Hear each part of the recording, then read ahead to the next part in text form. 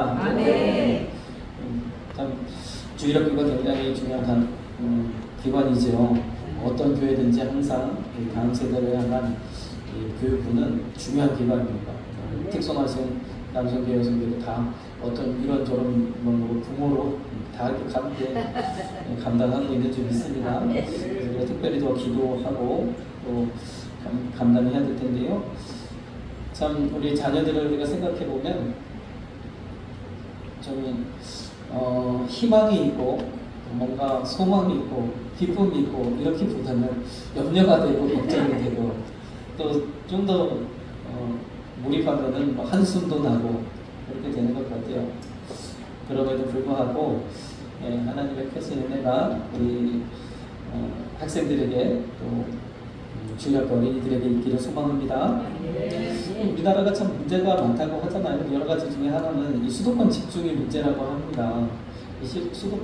수도권에 청년들이, 젊은이들이 다 수도권에 올라가서 거기에 일자리가 있고 거기 가야 제대로 된 대접을 받을 수 있다 생각하니까 다 여기 수도권으로 몰려가는데 또 과도한 이제 경쟁에 시달리고 그렇죠. 근데 그 수도권 집중되는 게 전부 나쁜 거냐? 꼭 그렇지만은 않다 그래요. 왜냐면 도시에 일자리가 집중되고 거기에 그러니까 인력들이 모여 있어야 또 시너지도 나고 효과도 있고 여러 가지 면에서 좋은 점도 많이 있다고 합니다.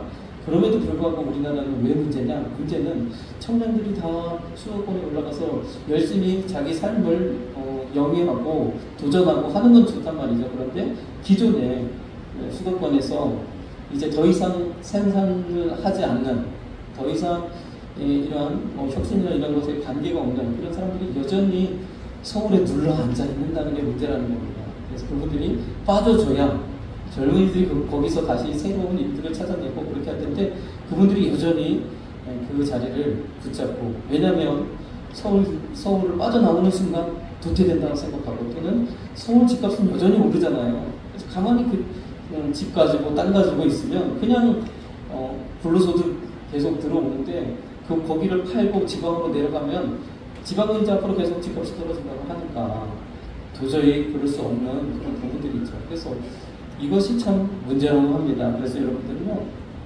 우리가요 이 황금 만능 시대, 물질 만능 주의 속에서 정말 하나님의 사랑과 하나님의 은혜를 깨닫고, 우리가 하나님께서 우리에게 약속하신 바가 있잖아요. 세계 모든 민족에게 뛰어나게 하시리다. 우리 자녀들 가운데 하나님께서 놀라운 축복을 주신다 하는 사람을 우리가 적극적으로 밀어서 우리 수도권으로 보내고, 나머지 분들은 우리가 정말 주님 사랑 안에서 마음 내려놓고 하나님 영광 위하여 살면서 선교하면서 교회 세우면서 이렇게 주님 나라 이루는 일꾼이 되어진다면 그것이 가장 행복한 일인 줄 믿습니다.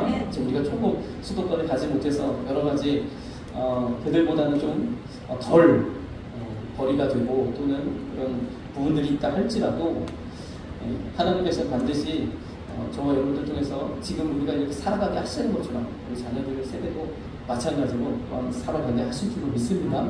그래서 우리가 욕심을 내려놓고 하나님의 뜻을 구하면서 하나님 나를 향한 목표와 비전이 무엇인가를 우리가 깨닫는다면 얼마든지 그 안에서 행복을 누릴 수 있는 줄 믿습니다. 그래서 참 우리가 이런 부분에 여러 가지 좀 지혜와 또 하나님께 비전을 구하고 또 하나님께서 주신 그런 지혜로 우리 자녀들을 양육하는 그런 일들이 필요한 것 같아요. 저도 이번 여름 캠프를 통해서 우리 자녀들이 다른 것보다도 정말 하나님의 사랑을 깨닫고, 오늘 이 주제처럼 위대하신 하나님의 사랑을 깨닫고 인생의 목적이 돈을 많이 벌어서 좋은 직업을 가져서 떵떵거리고 사는 것이 목적이 아니라 정말 하나님이 나를 어떻게 쓰시고자 하시는지 그 비전을 깨닫고 그 비전을 붙들고 살아가는 그런 우리 자녀들이 되기를 소망합니다.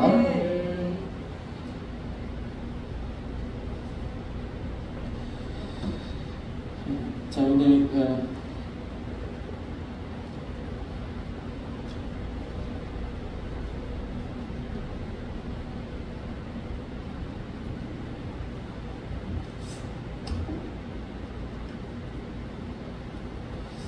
오늘 주일 오후 예배는 우리 이번 여름 성경학교 주제인 위대한 하나님의 사랑을 먼저 우리 성도들과 함께 은혜를 나누기로 소망합니다. 우리가 말씀을 우리가 함께 봉독했으니까 요한에서 4장 잘 아시죠? 하나님의 사랑이시라는 말씀 포함되어 있는 말씀이죠. 그 안에서 우리 오늘 주제와 관련된 짧은 영상 하나 보고 가겠습니다.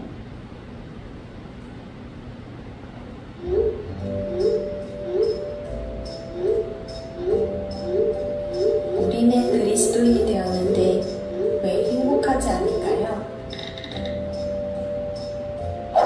우리는 행복을 찾아 여기저기 헤매지만 진정한 행복을 찾을 수 없습니다.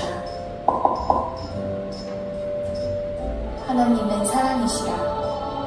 하나님은 우리를 사랑하셔서 이 모든 것을 만드셨습니다. 예수님은 우리를 사랑하셔서 이 땅에 오셨습니다. 우리는 사랑을 받을 때 행복을 느끼게 됩니다. 하지만 모두가 사랑을 받으려고만 한다면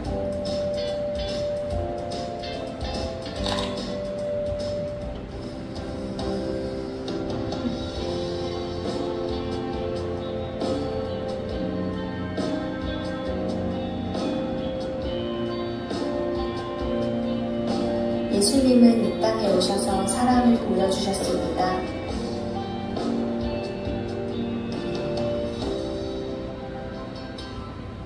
그리고 우리에게 말씀하셨습니다. 서로 사랑하라. 그리스도인이 된 우리는 사랑을 받는 데에서 나가 사랑을 하는 사람이 되어야 합니다. 먼저 다가가 인사하고 칭찬하고 용서하고 사랑할 때 우리는 행복을 찾을 수 있습니다.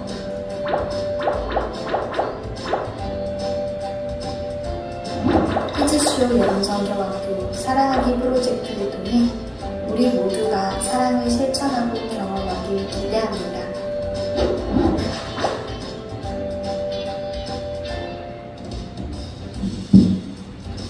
히즈쇼에서 팀에서 제공해 주시는 사랑하기 프로젝트를 제가 가져와 봤습니다. 영상을 우리 주제와 관련이 좀 있어서 하나님은 사랑이시죠. 하나님 자체가 사랑이세요. 하나님 사랑이 덕분이세요. 그 사랑으로 우리를 아까도 우리가 영상을 보았지만 우리를 구원해 주셨습니다. 아들을 보내고 하나님이 왜 그러셨을까? 왜 아들을 보내셔서 십자가에 죽게 하셔서 우리를 구원하셨을까? 사랑 때문이죠. 우리가 사랑을 잘 알아야 되는데 깨달아야 되는데 아까도 봤잖아요. 왜 행복하지 않으세요? 물어보잖아요. 여러분은 행복하십니까? 우리가 언제 행복을 느낍니까? 바로 이 사랑을 경험할 때 행복을 느끼게 되는 줄 믿습니다. 참 사랑에 대해서 우리가 분명하게 좀 깨달을 필요가 있는데요. 지금 아까도 얘기했지만 수도권에 집중해서 수도권에서 아주 힘든 그런 경쟁을 치르는 우리 젊은이들이 3포 세대가 되었다 그런 얘기를 하더라고요. 연애도 포기하고 결혼도 포기하고 출산도 포기하고 그러면서 얘기하는 거예요. 아니 연애를 포기해? 제가 어릴 때를 잠깐 생각해보면 참 가장 인생의 중요한 과제 중에 하나가 그런 부분이었죠. 그래서 얘가 모든 것을 하는 데 있어서 항상 이성에게 잘 보이고자 하는 그런 욕구가 내재되어 있어가지고 참 그것 때문에 여러 가지 문제도 좀 생기고 트러블도 생기고 그러면서 또 성장도 하고 이런 과정들을 겪게 되는데 그렇죠. 그런데 연애를 포기하다니 아예 생각을 안 한다니 결혼을 포기하다니 하나님께서 이 남녀 간에 서로 만나서 서로 사랑하게 하시는 아니 자연적인 우리의 그러한 생리적인 원리를 이것을 거부하게 되면 그리고 부모와 자녀 간의 그런 아름다운 그 사랑의 모습을 꿈꾸지 못하고 아름다운 가정을 꿈꾸지 못하고 자녀 낳기를 포기하게 되는 이런 상황을 맞게 된다는 게 너무나 참 안타깝죠. 왜 그럴까? 우리가 우리 안에 있는 이 사랑에 대해서 사랑을 경험하지 못하고 또 사랑을 받지 못하기 때문이 아닐까라는 생각이 들어봅니다. 요한일서 4장에는 하나님은 사랑이시라 하면서 사랑에 대해서 구구절절 말씀을 하시는데 요한일서 4장 1절은요 이렇게 시작을 하고 있습니다. 4장의 말씀의 주제가 하나님의 사랑이시고 그 사랑을 통해서 우리가 서로 사랑하라는 것인데 요한일서 4장 1절에는 자, 영들이 하나님께 속하였나 시험해보라 한번 따져보라는 거죠.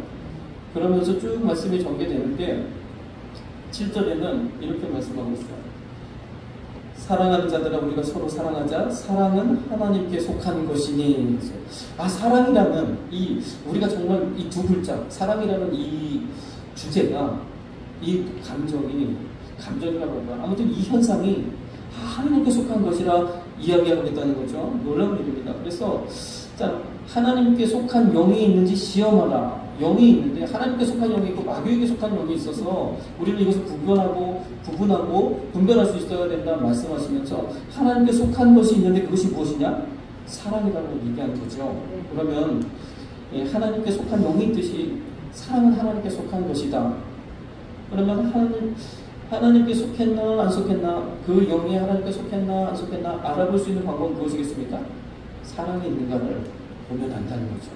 저와 여러분도 경각심을 가지고 우리가 받아들여야 되는데 내 안에 그리스도의 사랑이 있는가를 생각해 볼 때 내가 정말 하나님의 그런 자녀된 삶을 살고 있는지 아닌지를 판단해 보실까요? 내 영이 지금 온전하게 주님 앞에 세워져 있는지. 그래서 주님 이름을 부르면 그 사랑에 사무쳐서 정말 주님을 그리워하고 눈물을 흘리며 그렇게 할 수 있는지 이런 부분들 우리가 따져볼 수 있다는 거죠. 하나님께 속한 여러분의 사랑으로 할 수 있다. 요한일서 4장 8절은 좀 더 우리에게 더 도전적으로 말씀하십니다. 사랑하지 아니하는 자는 하나님을 알지 못한다. 자, 그러면요, 이 사랑이라는 이 현상을 통해서 하나님을 투영해 볼 수 있는, 하나님을 만날 수 있는, 하나님을 경험할 수 있는 길을 열어 놓으셨다는 거예요. 그래서 우리에게도 하나님께서 서로 사랑을 하신 것은 이 땅 가운데 우리는 육을 입고 살아서 영적인 존재임에도 영이신 하나님을 깨닫지 못하니까 서로 사랑하는 관계를 통해서 사랑하고 희생하고 하나님 앞에 이렇게 함께 사랑하는 관계를 통해서 그 안에서 하나님의 계신 것, 하나님께서 이루신 것들을 보게 하시는 줄 믿습니다. 아까도 우리가 말씀 잠깐 나왔지만 하나님께서는 세상을 사랑으로 창조하셨다고 했죠. 그리고 하나님께서는 우리를 사랑하셔서 예수 그리스도를 보내셔서 우리를 구원하셨다 하셨어요. 하나님이 사랑으로 세상을 창조하셨다. 요한복음 1장 1절에는 예수님께서 말씀으로 함께 하셨다고 했어요. 우리를 구원하실 때 예수님은 이 땅에 오셔서 말씀대로 순종하셔서 십자가를 지시고 우리 구원을 이루시고 성취하셨습니다. 세상을 창조하실 때는 말씀으로 함께 하셨다고 했어요. 그리고 만물이 그로 말미암아 지은 바 되었다 그랬습니다. 세상은요 하나님의 사랑으로 창조되어졌다는 거죠. 세상이 이렇게 질서정연하게 이렇게 움직일 수 있는 것은 바로 하나님의 성품의 사랑을 투영하고 있다라는 말이죠. 좀 어렵습니까? 이해되시죠? 네. 하나님이 세상을 사랑으로 창조하셨다는 것은 우리 창세기 1장 31절 말씀, 하나님의 그 지으신 모든 것을 보시니 보시기 심히 좋았더라 라는 이 말씀을 통해서 이 세상은요, 이 세상 모든 피조물들은 하나님 사랑을 받기를, 하나님 사랑을 받을 존재로 만들어졌다고 해요. 얼마나 기대합니까? 하나님이 그 사랑을 이 세상을 붙드시니까 모든 것을 온전하게 질서를 이루어서 이렇게 나가게 되는 줄 믿습니다. 얼마나 멋지십니까? 하나님. 그래서 이 모든 피조물들은 하나님 사랑 안에서 그 사랑으로 붙들어 주신다는 거죠. 하나님 사랑 안에서. 자, 그러면 이 모든 피조물을 하나님 사랑으로 창조하셔서 하나님 사랑을 받도록 만드셨는데, 사랑은 어떤 거예요? 사랑은요, 하나님의 형상, 하나님의 모양대로 사람을 만드셨다고 했습니다. 자기 형상, 하나님의 형상대로 사람을 창조하셨어요. 사랑이신 그 하나님을 본받아서 그 형상을 따라서 우리를 만드셨다는 거예요. 이것은 무슨 얘기예요? 모든 창조물들이 하나님의 사랑으로 붙들림 받아서 그 사랑으로 붙들려서 사랑을 받을 존재로 만드셨다면, 우리 사람은 하나님 사랑도 받고 또한 사랑할 수 있는 존재를 만드셨는 줄 믿습니다. 이것이 중요하죠. 사람을 영적인 존재로 만드셨는데, 저도 요즘에 이 영적인 존재, 우리가 하나님이 영으로 우리 가운데 영을 부어 놓으셔서 영적인 존재로 만드셨다는 증거들을 수집하는데 관심이 많습니다. 제가 더 말씀드렸지만, 자연을 우리가 바라보면서 생각해보면 이 자연의 아름다움을 오직 유독 인간만 느낄 수 있는 거예요. 모든 동물들은 아름다움 때문에 움직이지 않습니다. 옷을 왜 형형색색으로 아름답게 만드셨습니까? 산과 바다를 어떻게 저렇게 색깔도 아름답게 입히셨습니까? 모든 것을 어떻게 그렇게 신묘막직하게 만드셨습니까? 그 아름다움을 알아볼 수 있는 존재는 인간과 똑같은 거예요. 그러면 단적으로 사람을 위해서 그렇게 만들어 놓으셨다라고 볼 수 있지 않겠습니까? 영적인 존재라는 의미죠. 마찬가지로 우리가 영적인 존재인 이유는 사랑할 수 있는 존재를 만드셨어요.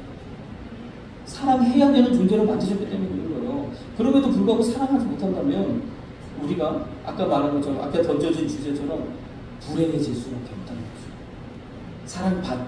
받기만 하는 이것도 문제라는 거예요. 사랑할 줄 모르고 받기만 할 줄 아는 것도 그것도 물론 사랑을 아예 받지도 주지도 않는 그런 것보다는 낫겠지만 그럼에도 불구하고 그것도 온전하지 못하는 그것도 불행해진다는 거죠. 우리가 진짜 온전한 행복을 누리기 위해서는 사랑할 수 있는 존재, 사랑할 수 있는 그런 존재로 하나님이 만드셨다. 그래서 자 우리가 다시 이번 주제와 함께 생각해보면 내가 영적인 존재, 믿음 안에 내가 바로 서서 하나님을 영으로 찬양하고 예배한다면 사랑받고 사랑할 수 있는 존재가 되어져요. 어떤 분들은 또 사랑받는 것을 굉장히 또 어려워하시는 분들도 있어요. 얼마나 살아온 삶이 그렇게 빡빡하고 또 힘든 그런 과정들이 있었는지 사랑받기를 또 거부하시는 분들도 있더라고요. 여러 가지 트라우마나 또 어려움과 과정 환경과 이런 속에 있으면 사랑받는 것을 굉장히 두려워하고 거부하게 되는데 우리는요 사랑받고 주님의 사랑받고 또 사랑할 수 있는 그런 존재가 되어져야 되는 줄 믿습니다. 그래서 이것이 사랑의 최고의 가치이라는 것을 말하는 거죠. 사랑의 최고의 가치. 그래서 세상 사람들도 노래할 때 제가 몇 번 얘기하지만 그냥 사랑 타령 왜 그래요? 사랑이 너무 편해요. 그래서 저는요 오늘 하나님의 사람이면 이 사랑이라는 현상 자체를 경험할 수 있어야 된다는 거예요. 지금 청년들이 어려워하는 것은 이 사랑이라는 자체를 부정하기 때문에 그래요. 할 수 없다고 생각하는 거죠. 나는 사랑받을 가치가 없다고 여겨지는 것 같아요. 그래서 불행하게 사는 거죠. 사랑받지 못하면 사랑하지도 못하는 거죠. 당연하게 사랑을 먼저 할 수가 없는 거죠. 먼저 받아야 사랑. 이따가도 그 말씀을 우리가 보면 먼저 사랑을 받아 사랑할 수 있는 존재가 되야 됩니다. 사랑이 최고의 가치입니다. 그래서 우리는 이 주변에 사랑이라는 여러 가지 가치들이 있잖아요. 심지어 남녀 간의 사랑 속에서도 하나님의 그런 성품, 하나님의 속성이 드러나게 되어져 있습니다. 우리가 그 사랑 안에서 하나님의 하나님이 우리에게 주신 축복을 누리시는 저와 여러분 되시길 소망합니다. 이 사랑이 제일 중요합니다. 이 사랑의 가치를 우리가 찾고 추구하고 사랑을 이루기를 애써야 되는데 지금의 우리 자녀들도 그러지 못하는 안타까움이 있어요. 그냥 왜 예전에는 선생님과 제자 사이에도 학생 사이에도 뭔가 사랑의 그런 교류가 있었다면 지금은 그것을 아예 찾아볼 수가 없어요. 여러 가지 인권의 문제, 법적인 문제, 여러 가지 문제들이 있어서 그렇게 할 수가 없는 그런 상황이 되어가고 있죠. 얼마나 참 힘듭니까? 그러다 보니까 여러 가지 문명은 발전하고 기기는 발전하고 기술은 발전하고 그래서 우리 관심을 뺏어가고 우리에게 잠깐에 주는 재미들은 많은데 그런 것들은 넘쳐나는데 진정한 가치인 사랑을 경험해 볼 수 있는 기회가 매우 적어진다는 거예요. 사랑만이 우리를 변화시킬 수 있습니다. 그 어떤 것도 변화시킬 수 없는데 사랑을 경험하면 변화되더라고요. 저도 어릴 때요 자녀들을 제가 잠시 알바나 이런 걸 통해서 또는 보습학원에서 이렇게 학생들을 가르치는 데가 있었거든요. 그때 가장 아이들의 성적을 오르게 하는 가장 좋은 방법이 뭔지 아십니까? 선생님을 좋아하게 하는 거예요. 성적이 금방 올라갑니다. 그래서 이 관계가 정말 주님 주신 아름다운 관계가 형성될 때 성적이 굉장히 가파르게 향상하는 걸 볼 수 있습니다. 아무리 공부 못하는 친구라도 올라가게 돼 있어요. 사랑이 변화시키는 거예요. 사랑이 바꾸는 거예요. 그와 같은 일들이 우리 가운데 일어나야 될 줄 믿습니다.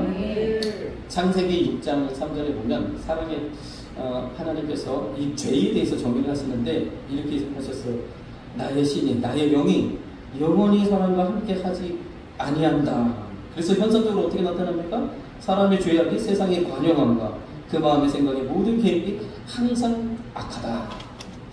하나님이 안 계시니까, 하나님이 함께 하시지 않으니까, 하나님의 터치를 받지 못하니까 죄악이 관영하더라. 로마서 신약에서도 로마서 1장 28절 29절에 되겠죠. 하나님, 저희가 마음에 하나님 두기를 싫어하매 하나님께서 저희를 그 상실한 마음대로 내어버려 두사, 하나님의 터치를 받지 못하는 거죠. 합당치 못한 일을 하게 하셨으니 곧 모든 불의 추악하며 죄가 충만해요. 29절, 30절, 31절까지 죄의 양상들이 열거했어요. 많은 수많은 죄들이 있지만, 수많은 죄악들이 있지만, 중심에, 아니, 본질적인 게 무엇이라고요? 하나님이 안 계신 것. 그러면요, 죄는 뭐 다른 사람을 어렵게 하고 힘들게 하고, 뭐 양심의 가치를 얻고, 이런 것들이 죄가 아니라, 성경에서 죄는 하나님이 없는 것, 하나님이 안 계신 것, 이것이 바로 죄라. 하나님을 마음에 두기를 싫어하는 것, 이것이 죄다. 하나님이 안 계신 것. 자, 그러면요, 요한일서 4장 12절 13절 말씀을 우리가 이렇게 보면, 우리가 서로 사랑하면 하나님이 우리 안에 거하시고, 하나님 우리 안에 거하신다고 했어요. 성령을 우리에게 주심으로 우리가 그 안에 거하고 그가 우리 안에 거하시는 줄을 우리가 아노라. 하나님이 계시면 사랑이, 우리가 서로 사랑하면 하나님 우리 안에 계시면, 하나님 우리 안에 계시면 현상적으로 사랑이 나타난다는 거예요. 그러면요, 죄의 반대는 무엇이냐? 죄의 반대는 정의, 거룩, 뭐 여러 가지 이야기를 할 수 있겠지만, 오늘 우리 주제와 연관해서 죄의 반대는 하나님이 계신 것, 하나님이 함께 하시는 것, 바로 사랑이라는 거죠. 그래서 우리가 내가 죄악된 것, 나의 죄된 것, 나의 부족한 것을 깨닫기 위해서는 이 하나님의 사랑을 우리가 경험할 수 있는 기회가 있어요. 우리가 여전히 죄 가운데 거하는 이유가 뭡니까? 우리가 사랑해야 되는 거 잘 알고, 사랑이 온전한 것, 하나님이신 것 다 우리가 아는데, 그래도 여전히 죄 가운데 거하는 이유가 뭐예요? 죄의 본질이 따로 있기 때문에 그렇죠. 우리를 죄 가운데로, 우리를 쉽게 말해서 죄 짓게 하는 본질적인 이유가 따로 있기 때문에 그렇죠. 에베소서 2장 2절에 3절에 있는 말씀처럼 악한 사단 마귀가 항상 우리를 여러 가지로 유혹하고 미혹하고 어렵게 해서 우리의 욕심으로 말미암아 죄 가운데 거하게 하는 이러한 부분들이 있다는 거예요. 요한 1서 1장 6절에 만일 우리가 하나님과 사귐에 있다 하고 어두운 가운데 행하면, 그거 아니 잘못됐다는 거죠. 다시 말해서 우리가 하나님이 우리 안에 거하시고 그 하나님의 사랑이 우리 가운데 거하는데 우리가 죄 가운데 거한다. 아니라. 그래서 이것은 다시 바꿔 말하면, 자, 우리가 내가 죄인 된 것을 지금은요 참 여러 가지로 얘기를 해도 우리가 참 죄를 시감하기가 쉽지 않은 그런 시대를 살아가고 있어요. 과거에는 정말 옆집 담 넘어 있는 호박 따먹는 것도 참 하나님 앞에 회개하고 눈물을 흘리고 기도했는데, 지금은 그거 먹으라고 준 거니까 먹은 거지, 자연스러운 건데 그건 뭘 그런 것까지 회개해요. 그런데요, 지나친 이러한 방종 방임이 결국에는 우리가 하나님께 온전하게 서지 못하는 그러한 역작용을 일으키고 있어요. 우리가 지금 전정한 하나님 앞에서 죄인된 것을 깨닫는 기회는 바로 그 사랑 앞에서 그 사랑을 깨닫는 거예요. 하나님 날 사랑하시고 아들 예수 그리스도를 보내신 것을 우리가 온전히 경험할 수 있을 때 사랑을 깨닫는 거예요. 또 다르게 쉽게 말하면 요한에서 말씀이 지금 왔다 갔다 하는데 잘 들어보세요. 요한에서 4장 20절에 보니까 이 말씀 잘 아시죠? 보는 바 그 형제를 사랑치 아니하는 자가 보지 못하는 바 하나님을 사랑할 수 없다.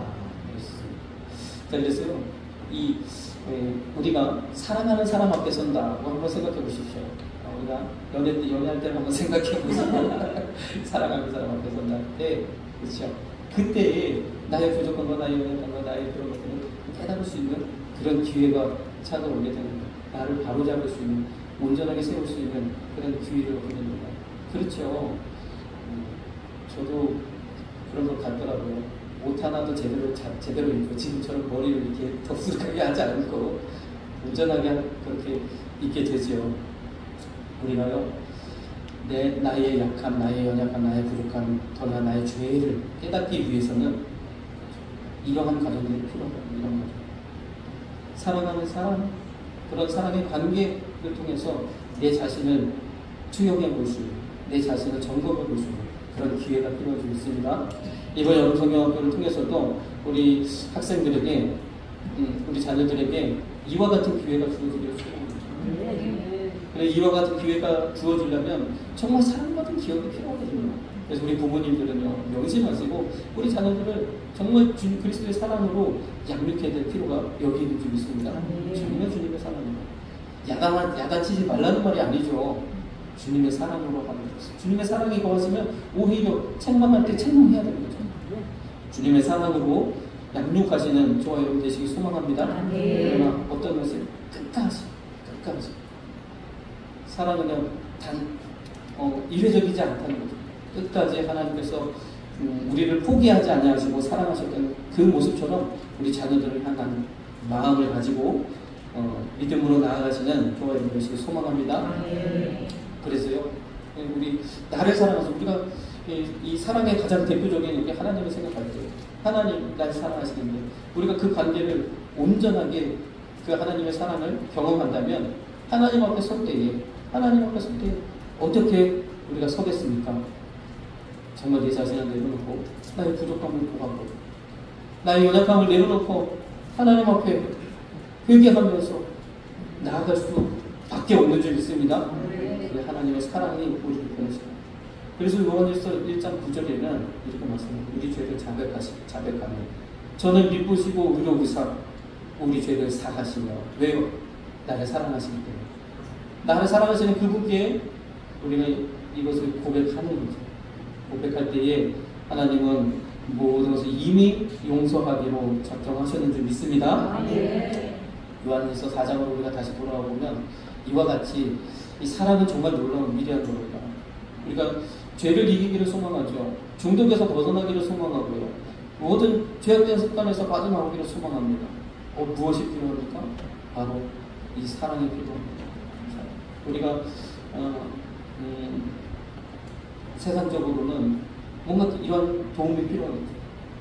제대로 된 사람을 만나면 변화될 수 있고, 제대로 된 사람을 만나면 완전 개체방으로 살던 사람도 변화돼서 새 사람이 되기도 하고, 이러한 경우 그런 것들을 이야기하잖아요. 죄를 이길 수 있는 방법이 바로 사랑이다 말씀하고 있는 줄 믿습니다.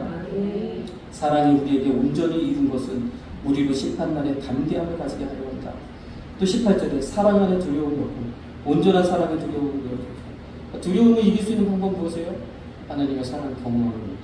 우리 자녀들에게 죄를 이기고 미래에 대한 두려움, 사람들에 대한 두려움, 암간에 대한 두려움, 도전에 대한 두려움, 두려움을 없애는 방법은 이 사랑을 경험하는 겁니다. 다른 방법이 없습니다. 아무리 많이 배워가고 해도 이 두려움을 우리가 떨쳐낼 수 없죠. 사랑을 경험할 때 우리가 온전하게 되어질 수 있는 줄 믿습니다. 여기서 중요한 것은 사랑받은 경험이 없으면 우리가 사랑할 수 없는데, 사랑은요 하나님의 이 위대한 사랑을 먼저 깨닫는 것, 여기서부터 시작합니다. 하나님의 사랑을 깨닫는 거죠. 우리가 사랑하면 그가 먼저 우리를 사랑하셨습니다. 우리가 사랑하면 그가 먼저 우리를 사랑하셨습니다. 한번 생각해 보세요. 예수님을 먼저 보내셨죠. 하나님의 아들을 우리를 대신하여 십자가에 내어주셨어요. 죽도록 내어주셨어요. 왜 이 방법을 사용하셨을까요? 우리를 구원하시기 위해 왜 아들을 보내셨을까요? 이 사랑으로 우리를 변화시키시기 위해서, 우리를 구원하시기 위해서 사랑의 그러한 본을 보여주셨는지 믿습니다. 아들을 내어주셨다. 아들을. 눈에 너무도 아깝지 않은 우리 자녀들을 향해서 부모님들은 동감하잖아요. 내 자녀를 누구를 위해서, 누구를 대신해서.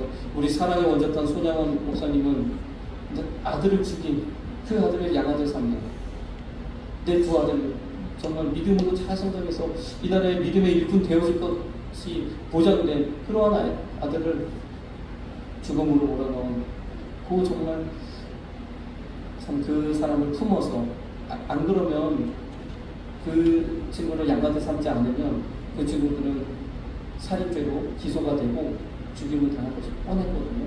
그러나 그 친구가 너무 상황이 온전하지 못했고 가정에서 사랑을 경험해보지 못했고 그러한 것들이 트라우마가 되고 여러 가지로 작용해서 결국에는 사람을 죽이는 데까지 이르게 되는 그런 과정들을 이해하기 때문에 정말 마음에서는 감정적으로는 허락지 않아도 복음의 능력으로 그들을 풀어놓고 있습니다. 놀라운 역사죠. 하나님의 위대한 사랑, 곧 그리스도 예수를 이 땅에 보내셨다는 거예요. 아들을 우리에게 보내셨다는 거죠. 그 사랑으로 우리를 구원해 주셨는 줄 믿습니다. 그래서 아까도 말씀드렸지만 우리가 영적인 존재가 되는 것은 사랑할 수 있는 존재가 또한 되어줘야 돼요. 하나님 사랑 깨닫고 하나님 사랑 누리고 사랑할 수 있는 존재가 될 때 그때 정말 참된 행복, 참된 기쁨, 만족 우리가 누릴 수 있는 줄 믿습니다.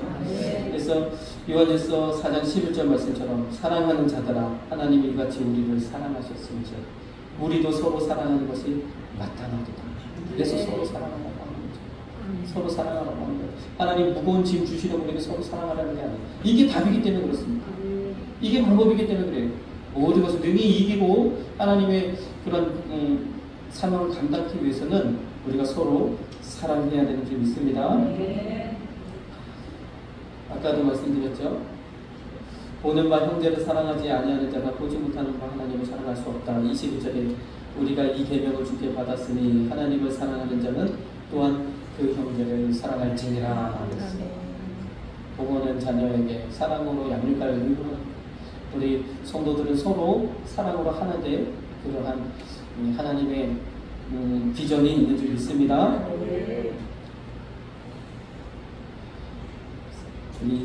이 사랑을 통해서 우리도 새로워지고 우리 자녀들도 정말 새로워지는 그런 은혜가 있기를 소망합니다. 앞으로 7월 28일, 29일, 30일 이루어지는 이런 캠프를 위해서 계속해서 기도해 주시고 우리 자녀들이 이러한 사랑을 경험할 수 있는 기회가 되도록 제가 보니까 쉽지 않은 것 같아요. 워낙에 지금의 이 세대가 워낙 뭐 미디어나 여러 가지로 차원이 높아져가지고 그래서 그것을 뚫고 그리스도의 사랑이 온전하게 전해지기 위해서는 성령의 역사가 필요한 겁니다. 강력한 성령의 은혜가 필요해요. 그래서 기도해 주시기를 부탁드립니다. 함께 기도하고 우리 주님이 맡겨주신 귀한 하나님의 귀한 자녀들을 주님의 일꾼으로 세워나가는 우리 한수목교회 되기를 소망합니다. 기도하겠습니다.